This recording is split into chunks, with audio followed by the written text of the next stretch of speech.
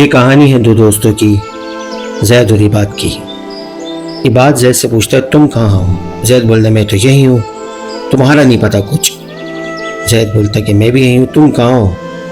जैद अपना मोबाइल निकालता है, इबाद को दिखाता है कि देखो मैंने तुम्हें कितनी कॉल करी मगर तुमने कोई जवाब नहीं दिया।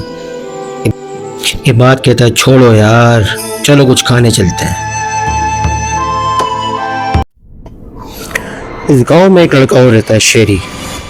शेरी इन दोनों से बहुत जलता था।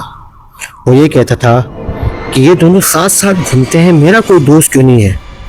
मैं इन दोनों की दोस्ती खत्म करा के छोड़ूंगा।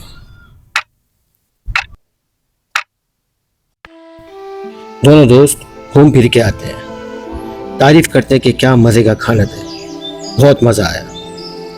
इबाद जो है वो जैद को बोलता है कि तेरा पेट बहुत भार आ रहा है यार, कुछ तो ख्याल कर, मेरा देख मैं जिम जाता हूँ, तुम क्या करते हो? नहीं मैं सोता रहता हूँ सारा दिन, बस आराम और खाना। इबाद बोलता है कि यार ख्याल कर अपना, चल मैं तुझे जूस पिला के लेकर आता हूँ। और दोनों फिर जूस पीने चले जाते हैं। शेरी से इनकी दोस्ती बिल्कुल भी हजम नहीं होती। वो चाहता है कि इनकी दोस्ती में दरार आ जाए ताकि उसकी रूह को सुकून मिले। जब मैं अकेला हूं तो ये साथ क्यों? एक शाम दोनों दोस्त खड़े होते हैं और बातें कर रहे होते हैं, तब वहां शेरी का आना हो। शेरी बड़ी करमजोशी के साथ दोनों से मिलता है, हाल अहवाल पूछता है। इबाद जब शेरी से पूछता है कि तुम कहाँ, काफ़ी दिनों बाद नजर आए, शेरी उसको बताता है कि मुझे मार्केट जाना है, सामान लेने जाना है, मगर मेरे पैर पे चोट लगी है जिसकी वजह से मैं ज़्यादा पैदल नहीं चल सकता। इबाद को उसकी तकलीफ़ का एहसास होता है।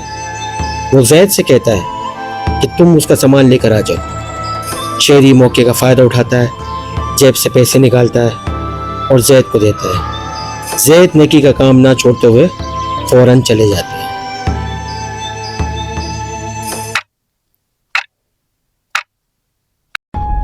शेरी इस मौके का फायदा उठाता है और इबाद को जैद के खिलाफ भड़काता है।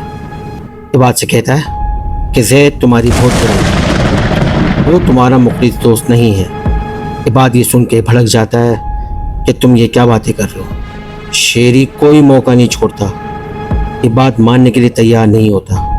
दोनों में गर्मजोशी होती है, मगर इबाद भी एक इंसान। उस वक्त उसकी बातों में आ जाता है बस, और वो वहां से चला जाता है। जैद शेरी का सामान लेकर आता है और उससे इबाद का पूछता है कि वो कहाँ गया। शेरी ये मौका जाया ना करते हुए इबाद के खिलाफ जैद को भड़काता है। वो बताता है कि तुम्हारा दोस्त तुम्हारा मुखलिस नहीं है, वो तुम्हें बहुत इस्तेमाल कर रहा है, तुमसे खा रहा है। वो उसे भड़काते हुए कहता है कि वो तुम्हें निकम्मा समझता है, वो समझता है कि तुम किसी काम के नहीं हो, वो तुम्हारे बारे में उल्टी सीधी बातें करता है। जैद आखिरकार इंसान, वो भी इसकी बातों में आ जाता है। वो परेशान हो जाता है कि मैंने दोस्ती की, उसने दगा किया। बस ना बर्दाश्त करते हुए वो वहां से इन दोनों के बीच में दरार डाल के शेरी बहुत खुश होता है। उसके दिल की तमन्ना पूरी हो जाती है, वो अपने मकसद में कामयाब हो जाता है और वहाँ से वो भी चला जाता है। एक दिन दोनों दोस्तों का आमना सामना हो जाता है।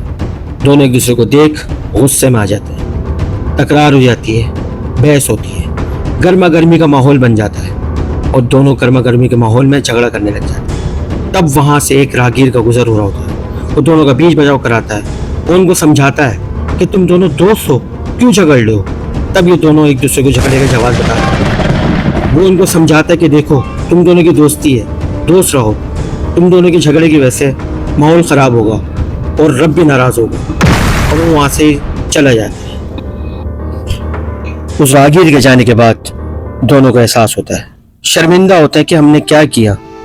इतनी पुरानी दोस्ती एक मामूली सी बात पे किसी के बहकावे में आकर झगड़े में बदल गई।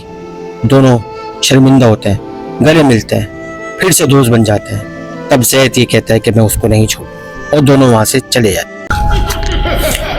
शेरी उनकी दुश्मनी का जश्न मना रहा होता है। उसे अंदाज़ा नहीं कि उसने कितना बड़ा गुनाह कर दिया, लेकिन वो अपनी खुशी में बहुत मस्त होता है।